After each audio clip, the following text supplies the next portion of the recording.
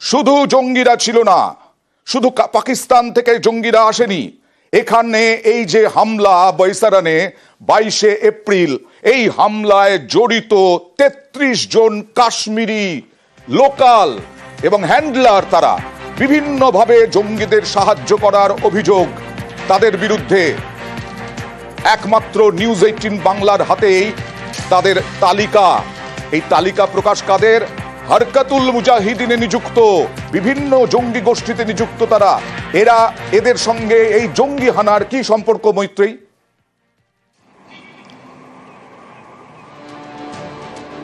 দেখো, সাধারণভাবে সমস্ত ক্ষেত্রে যখন এই ধরনের জঙ্গিরা তারা কোথাও মুভ করেন, তাদের ক্ষেত্রে কাজ করে কিছু স্থানীয় মানুষ যারা স্থানীয় হ্যান্ডলার হিসেবে কাজ করে, এবং এদের কাজ হচ্ছে মূলত এই যে যে সমস্ত জায়গায় রয়েছেন এরা স্থানীয় বাসিন্দা এবং এরা স্থানীয় সমস্ত খবর রাখেন।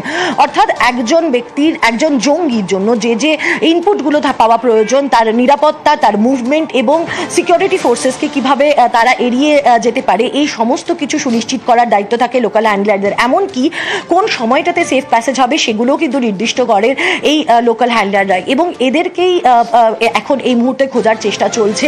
মূলত দুটি রুট, যে দুটি রাস্তার কথা জানা গিয়েছে, যে দুটি পথ ধরে জঙ্গিরা এসে থাকতে পারে, সেই দুটি রাস্তাকেই কিন্তু এই মুহূর্তে দেখা হচ্ছে, এবং সেখানে যে সমস্ত লোকাল হ্যান্ডলাররা থাকতে পারে, সম্ভাব্য লুকিয়ে থাকতে পারে, তাদের খোঁজে এই মুহূর্তে একেবারে চিরুনি তল্লাশি চালাচ্ছে সিকিউরিটি ফোর্সেসরা। আজকে ভোর থেকে এই অপারেশন শুরু হয়েছে এবং বিভিন্ন জায়গায় ছড়িয়ে গিয়ে তারা এই হ্যান্ডলারদেরকে খোঁজার চেষ্টা করছে। যুক্ত এই হ্যান্ডলাররা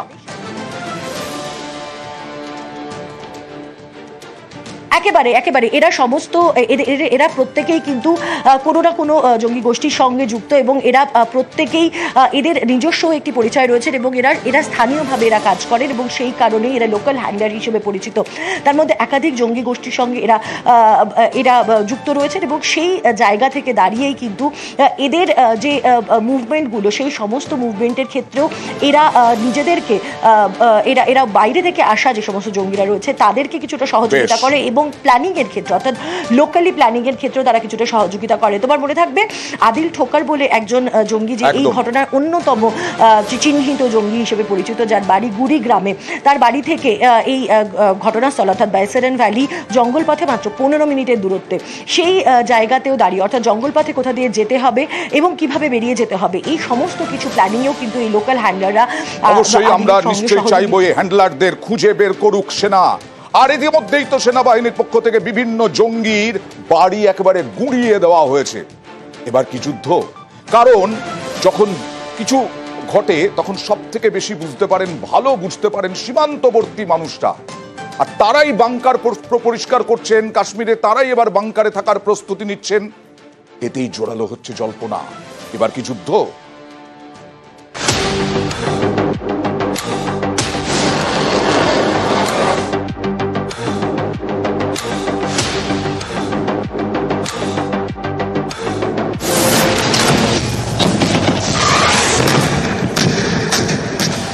ভারতের অ্যাকশন, ভয়ে পাকিস্তান। জল, স্থল, আকাশ সর্বত্রই বাহিনীর তৎপরতা। কি হতে চলেছে সেটা সবার আগে বুঝতে পারেন সীমান্তবর্তী এলাকার বাসিন্দারা। তারাই এবার বাংকারে থাকার প্রস্তুতি নিচ্ছেন। তাহলে কি এবার নাশকতার বদলা নিতে যুদ্ধ?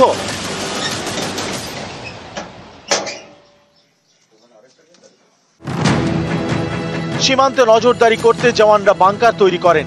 মাটির নিচে মজবুত বাড়ি, যেন সুড়ঙ্গ। কাশ্মীরে ভারত পাক সীমান্তে সেলিং থেকে বাঁচতে স্থানীয়দের অনেকে বাংকারে থাকেন। সম্প্রতি কাশ্মীরে এলওসি লাগোয়া একাধিক গ্রামে বাংকারে থাকার প্রস্তুতি শুরু করেছেন গ্রামবাসীরা। আমরা এই মুহূর্তে রয়েছি কুপওয়ারার সীমান্তবর্তী চকিবাল গ্রামে, এবং এই গ্রামে সেলিংয়ের সমস্যা এত বেশি যে তারা বাড়ির মধ্যেই নিজেদের পয়সা খরচা করে পোক্ত বাংকার বানিয়ে নিয়েছেন, যাতে তারা নিরাপদে থাকতে পারেন। একেবারে বাড়ির লাগোয়া এই বাংকার, মোটা ছাদ, একেবারে কংক্রিটের বাংকার, এবং কংক্রিটের বাংকার, তার থেকে ঢোকার রাস্তা এভাবে, তাতে রয়েছে লোহার দরজা। बच्चे हैं, घर में औरतें हैं, उसकी वजह से हमें रात को नींद नहीं आती है। जेन्युइन बात है कि रात को हमें नींद नहीं आती है, इसलिए कि क्या पता नहीं क्या होगा रात को। अपने पैसे खर्च करके ये बनाकर दरवाजे के साथ ही, ताकि फौरन हम अगर कुछ भी हो जाए तो फौरन हम इसमें आके शिफ्ट हो जाए।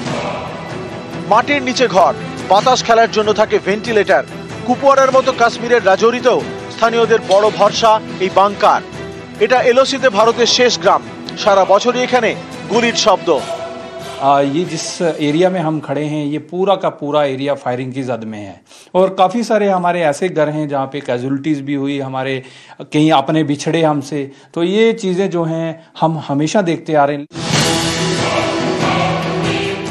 একই ছবি কাশ্মীরের পুঞ্চেও ভারত পাক সীমান্ত লাগোয়া গ্রামে অনেকেই থাকছেন বাংকারে।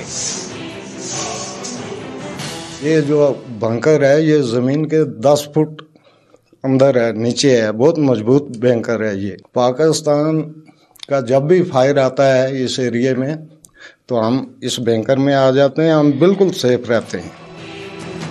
পুঞ্চ মানেই সারাক্ষণ সেনাবাহিনীর ভারী বুটের শব্দ, এলওসির ওপার থেকে সেলিং, গুলির লড়াই। সাধারণের সঙ্গে সেনা জওয়ানদেরও অনেক সময় থাকতে হয় বাংকারে। পহেলগাঁওয়ের জঙ্গি হানার পর পুঞ্চে বাহিনীর তৎপরতা বেড়েছে।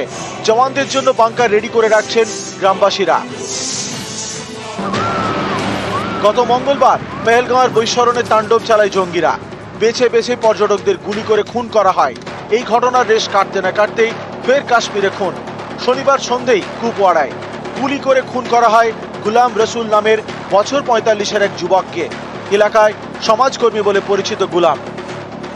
क्या गो मोजी रात में सामने कहाँ बजे गए थे बातों से इमकीमत क्या आँख फुल मेरे उससे के बाद फुल। ये कह रही है कि इनके जो ये बेटा सोया था तो 2 आदमी अंदर आ गए, अंदर धक्के मारकर अंदर गए, कहा कि हम तलाशी लेनी है। उर्दू में बात, हिंदी में बात की, उनको गालियां मारी, फिर उसको पकड़ के बाहर लाया, फिर गोली मार दी।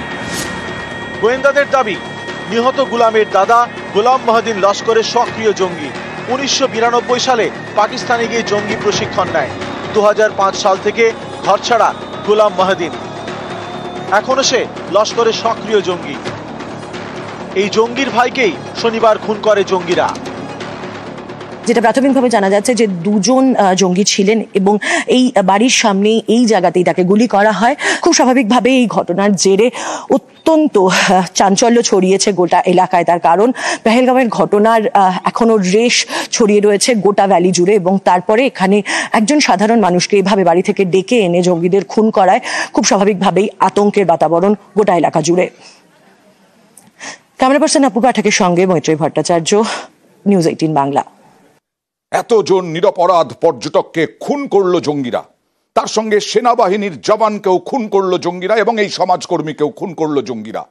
আর এতে কাশ্মীরি পণ্ডিত সংঘর্ষ সমিতির যিনি সম্পাদক তিনি ক্ষুব্ধ।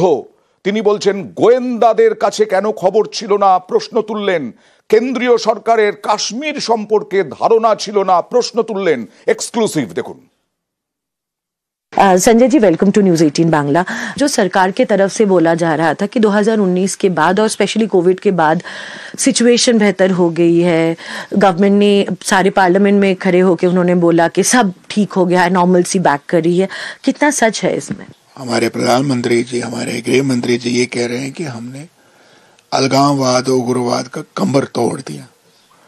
डीमोनेटाइजेशन की वजह से या 370 हटा के पाकिस्तान को हमने बैकफुट पे ला दिया। लेकिन पाकिस्तान तो अपना काम कर रहा है। कहीं ना कहीं पे उनको भी ये चूक हुई ग्राउंड सिचुएशन को एनालिसिस करने में।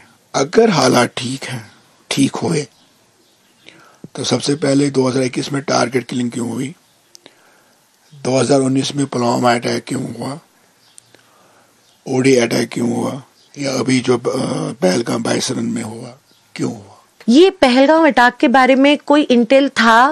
इस बारे में आपके सोर्सेस क्या बोलते हैं? 19 के बाद क्या हुआ कि हर एक मस्जिद में कम से कम जुमा के दिन, फ्राइडे के दिन जो प्रेयर्स होते हैं, कोई न कोई सीआईडी का, इंटेल का आदमी तो रहेगा ही रहेगा पूरे कश्मीर में। क्या उनको ये समझ नहीं आया?